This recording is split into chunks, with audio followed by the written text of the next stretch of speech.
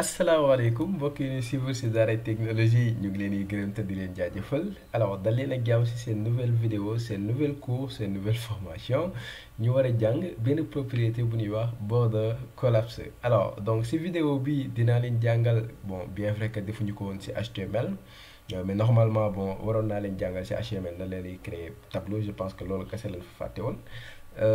Mais dama koy rattraper ci vidéo bi non seulement dama leen di wax lan mooy border collapse non jàngal leen border collapse parce que border collapse souvent bon ci tableau yi la nga koy utiliser. Donc looloo tax may profiter waale fii pour jàngale laan ce qu'on appelle les tableaux. Alors fii day dekk border collapse appliqué au tableau. Alors donc pour cela ma créé juste benn dossier ma tuddee ko 14 underscore border collapse.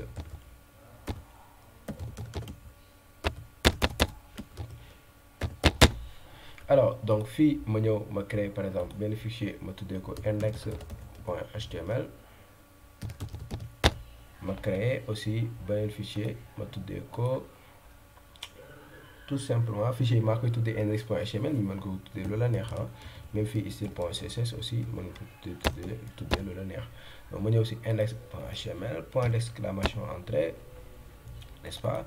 Donc apprendre ici à créer des tableaux,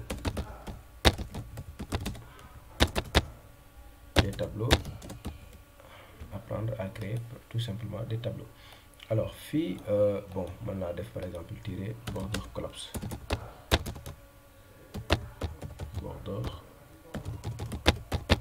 en utilisant peut-être la propriété border collapse. Donc, CTRL C, donc H1, CTRL V, voilà. Donc fii bon d'abord pour créer par exemple le tableau c'est très simple, mais avant ça ma linker sama fichier donc style.css. Donc ma lancer juste pour voir li may am. Donc ce n'est plus le dossier 14, effacer entrée, donc fii on va supprimer entrée. Donc dossier 14 border collapse index.html. Alors apprendre à créer des tableaux avec border collapse. Bon dans ce cas donc pour créer tableau c'est très simple, n'est-ce pas? Donc on va utiliser par exemple la balise table. Alors ces balises table il y a plusieurs balises yoo xam ne dinañ ko gisaale en même temps bu dee da ngay créer tableau, n'est-ce pas? Première balise bi nii mooy balise head, moom la ñuy wax par exemple table head, n'est-ce pas? Donc ou bien table head. Donc T bi table lay signifier. Alors donc table head day permettre tout simplement en fait daal di définir par exemple en-tête du tableau. Bon lan mooy en-tête du tableau? Bon juste pour wan leen par exemple li nga xam ne moom la ñuy defar ci vidéo bi. Bon c'est ce genre de tableau là dañuy defar par exemple benn tableau boo xam ni dañuy am par exemple des icônes à côté, icône bi permettre supprimer, icône bi permettre modifier, n'est-ce pas? Donc lii ngeen gis nii par exemple en gris moom la ñuy woowee par exemple table head. Li ngeen gis nii par exemple mu nekk en blanche, n'est-ce pas? Fii icône yi nekk et tout ça, n'est-ce pas? En blanche loolu la ñuy woowee table body. Alors donc table head, table body. Donc table head par exemple moom mooy en-tête bi, table body moom mooy corps bi, table footer am na table foot, n'est-ce pas? moom mooy tout simplement le footer, mais table footer duñ ko gis ci vidéo bi. Alors ci vidéo bi je pense que peut-être dinaa ko diviser en plusieurs vidéos parce que ay exemples yu bari laa leen di jox. Donc non seulement première fois dinañ créer par exemple tableau bi, après ñu créer beneen tableau, après ñu créer beneen tableau pour moomal leen la force des tableaux en CSS et en HTML. Alors donc pour ne pas tarder, donc T-head ma ñëw def ko par exemple moo T-head ma ñëw foofu ma ni foofu samay kii laa fay def, comment dirais-je, sama en-tête laa fay def. Ma créer par exemple T-body moom moo la ñuy woowee table body, ma ni foofu par exemple laay def body. Donc première chose ma créer fii benn balise TR. Alors TR mooy lan? Table row, n'est-ce pas? Bon fii ma jox leen juste benn commentaire ci balise yi nga xam ne moom la ñuy utiliser yëpp. Donc table moom mooy signifier tout simplement table pour créer un tab, pour créer un tableau, n'est-ce pas? Am na balise T-head qui signifie table head. Am na moo T-head, T-body, table body, ça c'est le corps du tableau. Le corps du tableau, ça c'est l'entête, excusez-moi pour les accents, l'entête du tableau. voilà. Donc bien bon, je vais corriger tout simplement en tête du tableau. Alors de nga gis par exemple balise bu tudd tr, donc tr mooy signifier tout simplement table row, table row. Alors table row donc moom mooy signifier par exemple ligne, donc une ligne dans un tableau.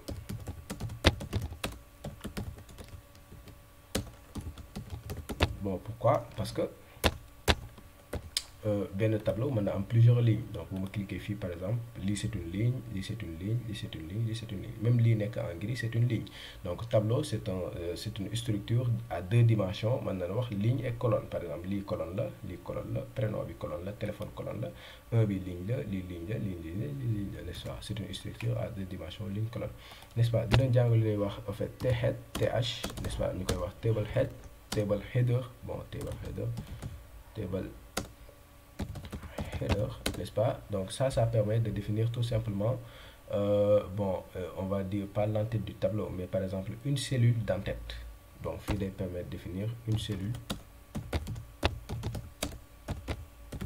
d'entête.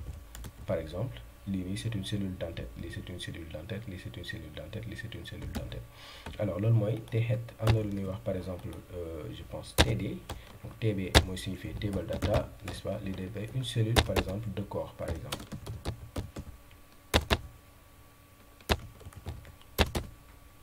Une cellule de corps par exemple lii nii corps si corps tableau bi la nekk, cellule de corps, etc. loolu la ñuy woowee. Donc je pense que c'est y a aussi bon table footer, table bon footer bien vrai que duñ ko gis, table foot bien sûr.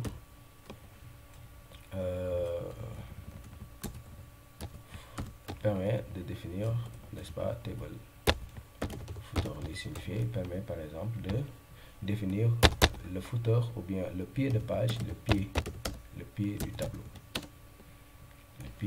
par exemple. Voilà, donc ça ce sont les différentes balises yi nga xam ne dinañ ko gis. Donc table row mooy signifier tout simplement ligne. Donc fii damay créer benn ligne, ma créer ici par exemple ay T-head. Donc T-head pourquoi? Parce que tout simplement dama bëgg a créer par exemple des cellules d'entête. Voilà, donc fii lan la ma wax, n'est-ce pas? Wax nañ ma il y a un ID, n'est-ce pas? Identifiant, nom, prénom, téléphone, email. Identifiant ma def nii, n'est-ce pas? Nom, prénom, je pense email, téléphone, email, pays,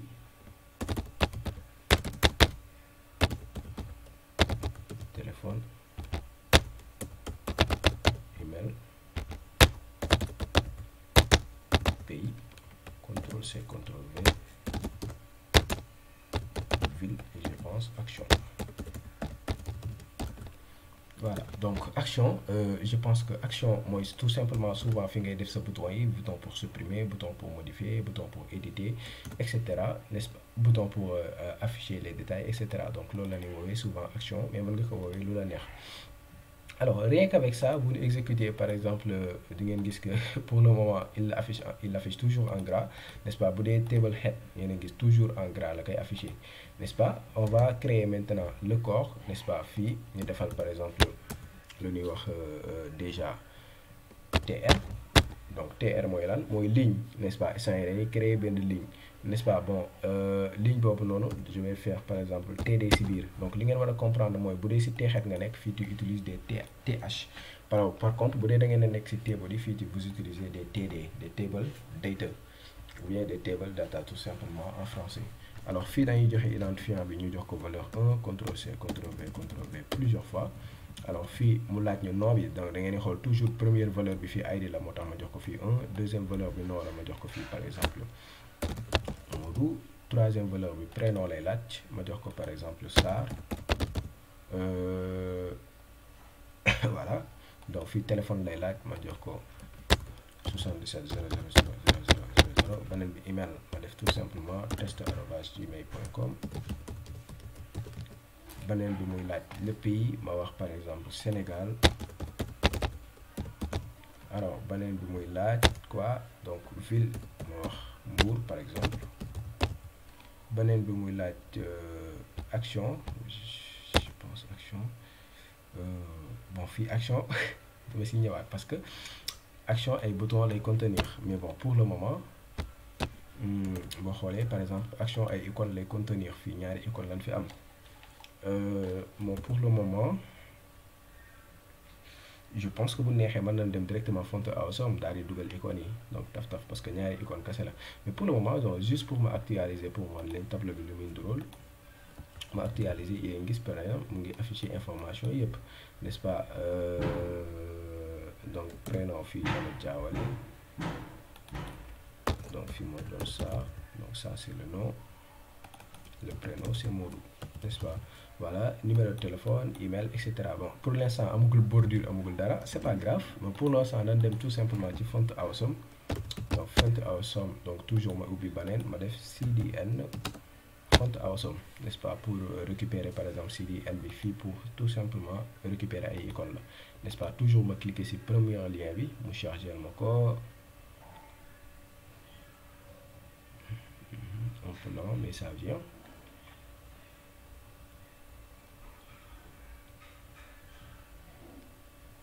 Voilà, donc fini première bi rek laay cliquer ah, n'est-ce pas? Deuxième bi fi mu def tag bi, donc copy link tag boo cliquer rek mu copier ko ma daal di ñëw si sama index.html si sama head bi ma def nii ma def CTRL V automatiquement. Alors bu ma defee lii rek ça veut dire que importé naa CDN par exemple bu font awesome, ça veut dire que mën naa commencer utiliser icône font awesome. Ma dem maintenant si site officiel font awesome, fontawesome.com. C'est un peu lent, n'est-ce pas? Après moo ñëwee ma cliquer fii juste si icône pour wax ko ne ay icône laa soxla, n'est-ce pas? Yan façon icône buy supprimer ak icône buy permettre éditer. Alors bu ñëwee dama koy rechercher tout simplement delete ak edit, n'est-ce pas? Delete pour wax ni donc icône buy supprimer lay wër, edit pour wax ni icône par exemple bi bon le temps que mu chargé wu ma dem si sama code continuer. Donc je pense que fii tout est ok à ce niveau là. Je pense que li si des rek mooy def si stylisation un peu avec CSS. Fii c'est trop lent même, mais bon c'est pas grave.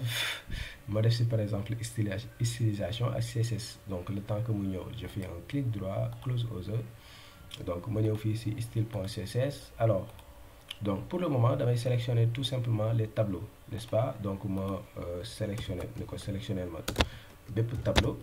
Donc si tableau yi defal ma si par exemple un border, est-ce que fii tableau bi am na bordure? Donc tableau bi am na bordure, voilà, donc border de 1 pixel solide, n'est-ce pas, black. Ça c'est un. Deuxième, bon fii fii tableau bi yëpp lay def bordure, donc c'est pas quelque chose de joli, c'est pas quelque chose bi nga xam ne moom leen bëgg a def, mais c'est juste pour vous montrer. Pourquoi c'est là? Le temps que ma def fii on delete mu chargé ko, n'est-ce pas? Donc voilà, gisoo fii lépp la def par exemple tableau bi yëpp la def bordure. Donc léegi pour éviter loolu dama naan ko cellule yi si boppam laa bëgg nga defal ma bordure, par exemple TR yi non pas TR mais TH, n'est-ce pas? Parce que yii ñooy cellule lii mooy représente ligne, mais lii mooy cellule yi nekk ci ligne bi, lii mooy ligne, lii mooy cellule yi nekk ci ligne bi. Donc cellule yi boo xoolee TH la ak TD, donc dama naan ko sélectionner ma TH ak TD yëpp, TH virgule TD. Donc yéen a ngi gis lu tax ñu doon jàngale sélecteur CSS. Voilà, donc TH juste pour rappel virgule bi et lay signifier. Fii li ma ko bëgg a wax mooy sélectionner ma lépp luy balise TH ak lépp luy balise TR. Ginnaaw bi ma ko sélectionner nga defal ma si tout simplement benn bordure, ma ñëw fii CTRL V. Alors bu ma actualiser yéen a gis lépp defal na ma ci bordure. Alors fii la border collapse di amee importance parce que yéen a gis par exemple affaire bi nu mel. Bordure si biir bordure, n'est-ce pas? Donc border collapse en même temps mooy déterminer ndax bordure tableau yi dafa war a séparer wu wala dafa war a fusionner bordure yi. Donc fii la bordure collapse di amee importance, mais toujours si balise table nga koy def. Alors ma def fii un border collapse comme ça, n'est-ce pas? Mën na jël ñaari valeur collapse wala séparé par défaut séparé la, mais dama koy jox tout simplement valeur collapse. Alors bu ma actualiser yéen a gis bordure si biir bordure bi supprimer na bordure bi nekkoon ci biir bordure bi daal di koy fusionner. Yéen a gis on a quelque chose de beaucoup plus lisible. Alors si THTD yi bon pour que mu gën a lisible bu la neexee nga defal ma padding par exemple de gauche à droite de haut en bas de 20 pixels. boo ko defee nii mu def tableau bu ngand et on rapproche par exemple à la réalité de ça. Donc fii juste pour revenir dans les icônes mu def par exemple delete entrée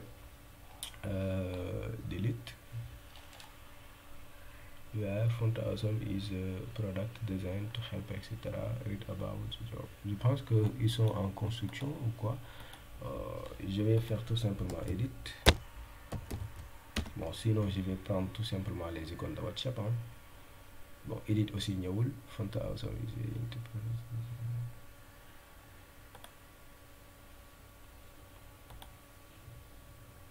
voilà, ñëw na. Bon, edit ngi, c'est bon.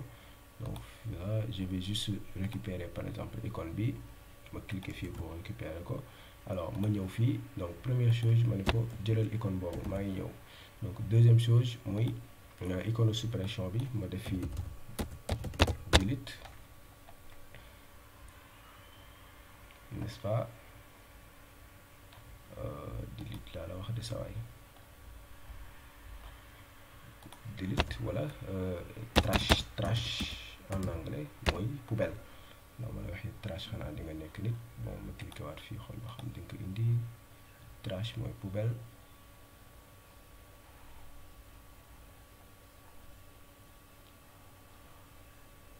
chargé wu ko voilà trash mooy poubelle donc fii yaa ngi gis bon je pense que bii ça me va voilà par exemple bii c'est très joli voilà tout simplement bii bon je pense que bii ça me va ma copier ma ñëw fii daal di koy coller alors donc fii bu ma ñëwee bu ma actualiser yéen a ngi gis par exemple icônes yi bon je pense que mu koy afficher donc couleur yi rek laay changer fii par exemple ma defal ko bépp balise yi dem si sama style.css ma ne ko par exemple bon mën naa def de telle sorte que dama naan ko balise i bi nga xam ne dafa am fa trash maanaam dafa am par exemple classe bu tudd fa solide par exemple defal ma ko mu nekk wala fii am na fa solide dama naan ko fa trash check bépp balise bu am fa trash check n'est-ce pas classe la donc damay ñëw fii ma def point fa trash check defal ma ko mu doon color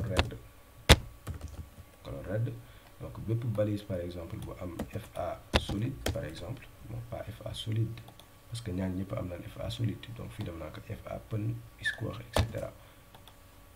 donc fii bépp balise bu am classe bi defal ma ko par exemple mu green je pense que le green lañ utiliser woon alors ba ñëw actualiser yéen a ngi gis fii def na ko bu green par contre suppression bi ñëwagul ba léegi bon pourquoi peut-être bon icône bu ma utiliser moo baaxul trash check alors donc ma changer tout simplement icône à ce niveau là donc ma changer beneen icône donc ma jël tout simplement bi cliquer pour copier n'est-ce pas ma daal di ñëw changer bam alors fii fa trash kese la am donc damay dem changer li ma defoon fii donc ma ne ko lépp loo xam ne dafa am fa trash alors bon ma ñëw fii ma actualiser yéen a ngi gis am naa sama suppression am naa par exemple sama edit bon sauf que ñoom ñaar dañu coller te fii par exemple ñoom ñaar dafa am espace alors donc bu ma neexee sax couleur red bi bon pour gën ko nduróole ak bële ma def ko brown n'est-ce pas bu la neexee nga bàyyi ko red tout simplement mu clair n'est-ce pas pour def fii espacement mën naa utiliser margin yi bu ma neexee si CSS si fii mën naa utiliser par exemple yow mi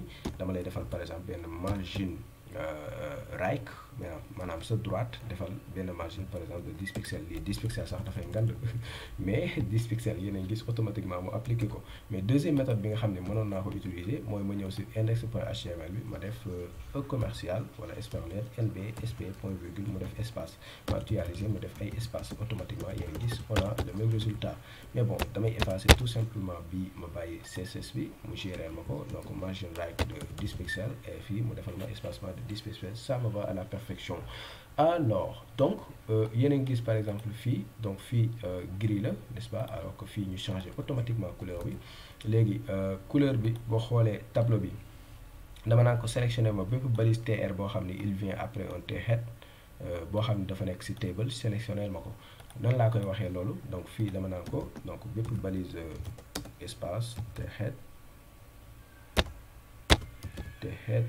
n'est-ce pas espace tr maanaam bépp balise tr boo xam dafa nekk ci balise t-head boo xam dafa nekk ci balise table sélectionner ma ko nga changer ma un background color n'est-ce pas bon pas bu ma neexoon ma utiliser background kese parce que c'est la notation shorthand mais ma def background color donc ma utiliser tout simplement un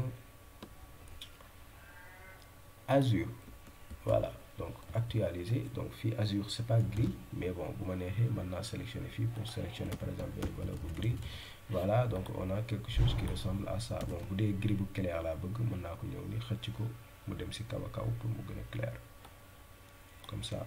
Voilà, CTRL R, voilà, ñu am gris bu un peu clair. Alors donc voilà, je pense que jërul def nekk na en gras ba léegi ba pare.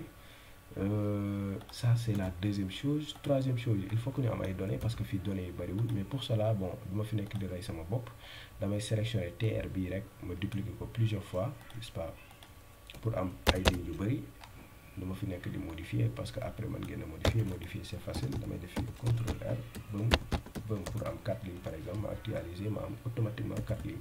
Peut-être lépp lu may modifier rek mooy fii ma def 2, fii par exemple ma def 3, ops, ma def 3 et fii ma def 4. Voilà, boum. Alors donc yéen a gis 1 2 3 4 créer nañ par exemple affaire bu mel nii. Vous voyez que c'est très simple ngeen créer par exemple ce genre de truc là. Alors bu ma neexoon ni ko en fait fii yaa ngi gis valeur 1 la, valeur 2, valeur 3, valeur 4. Bu la neexoon nga ni ko par exemple damay changer couleur, lépp loo xam ne dafa pair ma changer couleur am, lépp loo xam ne dafa impair, lignes yu impair yi ma changer seen couleur. Alors nan la ñuy defee loolu? Dans ce cas CSS moo koy gérer. Da nga naan ko par exemple lépp luy TD wala lépp luy TR, parce que TR mooy ligne, n'est-ce pas, nga def utiliser lu ñuy wax les pseudo classes, maanaam 2 points nga ni ko 2 points nth child. Maintenant nga jox ko ñaari valeur rek la mën a jël, mën na jël odd, mën na jël even.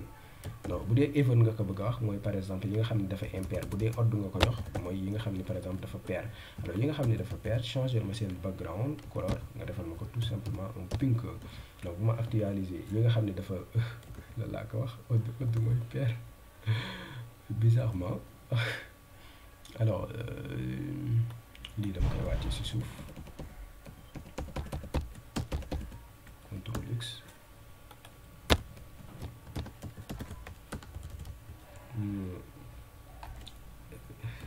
Impair